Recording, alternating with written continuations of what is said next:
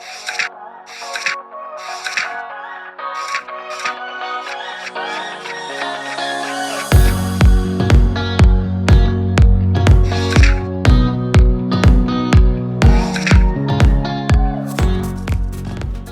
everybody, welcome back to Sketch to See. This is the third episode in the construction update series. In this episode, I will be discussing exactly how we started to extend our boat from 77 to 88 feet, even though the molds were well underway. If you're not sure exactly what I'm talking about, please go back and check out episode number 1 and 2 in the construction update series and follow along and see exactly what we've done so far. If you have watched the first 2 construction update episodes, you're probably wondering, how can an extension happen? Didn't the yard already start building our molds?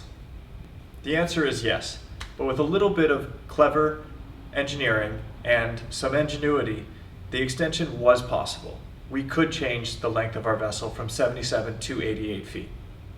After my trip to California in April of 2019, we have ended up amending that same contract for our 77 in June of 2019, only to cancel it and sign a completely new contract in January of 2020. While this was a big change, it actually really didn't cause any construction delays. It did actually extend our construction about 3 months in total, but not as part of a delay. It is estimated to be about 20,000 additional man-hours that will go into the finishing of an 88. That was the reason for the extra 3 months. The yard never stopped working on the hull molds.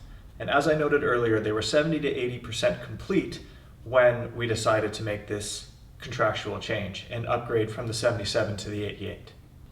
And the simple fact that HH Catamarans has always wanted to have both a 77-foot and an 88-foot model to their range was a huge plus for us.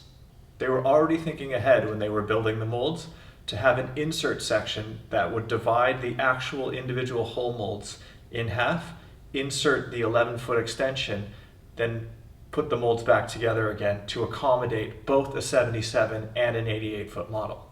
The reality is, with this type of technology, the yard can build literally any length between 77 and 88 feet and potentially even longer using the same molds. I'm going to throw in a quick picture of what the actual hull mold extension looks like right here. So to build the hull mold extension, they started in the exact same way they did with the original molds. They started with the steel frame. Then they had to have their CNC machine cut hundreds of plywood panels once again. This now created puzzle pieces that had to be fit into the steel cradle. Then the mold actually had to be skinned, then it had to be puttied, then it was off to the CNC machine to be made perfect. Once it had its initial run through the CNC machine, it was then inserted into the mold, and the whole hull mold was now 88 feet in length. After that entire mold was bolted together and became one actual piece, the whole thing was re-puttied, and then it revisited the CNC machine where it stayed for approximately 2 weeks to be made perfect within 1 millimeter from end to end. Once it was out of the CNC machine and made perfect, finally it was time to construct the deck plants and the window plants. These pieces don't permanently live in the mold, they just are built as part of the process so we can insert them into the molds when they were required. For example, the inner hull mold is different than the exterior hull mold. They are both built on the exact same mold, sorry I'm saying mold a lot, but they have different parts inserted on them to accommodate the different features of each side of the hull. So now that we've got all the plants made, we can start the carbon foam sandwich construction process. I find this process really neat personally, and I've got some footage of our yacht actually being vacuum infused that I'm going to show you shortly. For those of you that don't know what this process is, it is the process of laying carbon fiber fabric, inserting core cell foam, which is a rigid structural foam, then laying another layer of carbon fabric on top, then putting a vacuum bag around the whole thing. Then you insert a whole bunch of dispersion tubes to disperse epoxy resin evenly throughout the vacuum bag. Then you start the vacuum, and you watch that resin spread around and infuse the carbon sandwich. This creates an incredibly strong yet incredibly light structural element to the vessel. You can see here, starting at the bow moving aft, how close both the dispersion lines and the vacuum lines have been placed. This is to ensure an even fill. We built the hull molds on their sides for this reason as well. The vacuum lines themselves only have so much power to lift the resin, about a maximum of 8 feet of lift, so having the molds on their sides ensures the resin is evenly dispersed and prevents pooling, which would add extra, unnecessary weight. Here's a quick close-up of the carbon actually being filled with resin. You can see the resin slowly crawling through the bag and infusing the carbon. One of the reasons why carbon fiber is so light compared to vinyl ester, e-glass, or fiberglass is because they both get their weight from the resin itself. Like fiberglass, carbon fiber is actually a flexible fabric when you order it, and it comes in giant rolls. The big difference between the two is even if vinyl ester is done under vacuum, the fabric material alone takes on 20 to 25% in additional volume of resin. Carbon fiber only takes on up to 5% because the carbon weave itself is so dense that it does not take and inflate in volume, adding excessive unnecessary weight. Just to make that clear, vinyl ester or e-glass itself can expand up to 20% in volume just by the fabrics absorbing the resin. That is only one of the weight-saving elements of carbon fiber. A huge plus is the fact that carbon fiber itself is already a lighter fabric.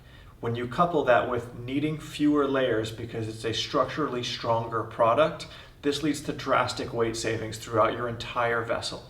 Once the hull molds were completed and that extension piece was all assembled together, the next part of the tooling process was the construction of the actual hull jig itself.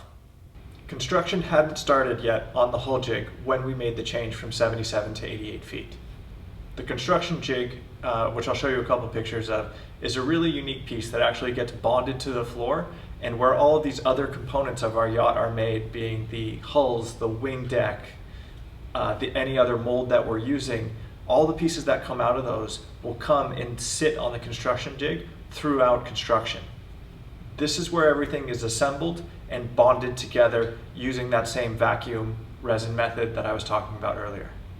I'm going to leave you here with an idea of where our hull jig is and where this process is headed. Seeing the pieces fabricated in different parts of the factory finally landing on the construction jig is a really exciting process. This is where the whole boat actually starts to come together. It's no longer one piece in shed A, another piece in shed C. It's now everything coming together in the final factory. Our construction jig has been bonded to the floor and will remain there for the next 2 years. So stay tuned, and you'll have to check out construction update number 4 to watch this giant puzzle come together. I've got a couple of cool animations that I'll share in the next video that can show you every single structural element coming together in our vessel. So thanks for watching, and if you found this video interesting at all, please like, subscribe, and share. If you have any questions or comments, I'd love to hear. Please leave them below, or you can reach out to me directly at sketch2see@gmail.com. And follow along on social media, Instagram and Facebook. Thanks for watching. Hope to see you guys again soon.